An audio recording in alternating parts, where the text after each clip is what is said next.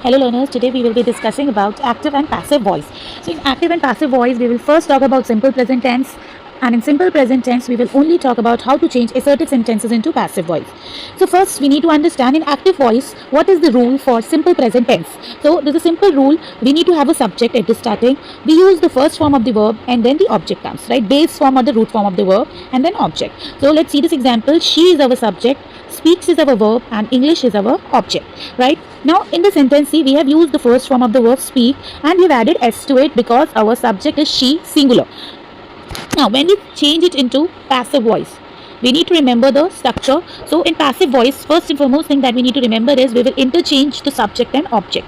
So see, we have written object first and the subject has gone at the end, right? We have written the subject at the end. So this is the formula for a rule for simple present tense in passive voice. First our object will come, then we will use our helping verb is, are or am. Third form of the verb, which is past participle form of the verb, will be used and our subject will be added at the end, preceded by.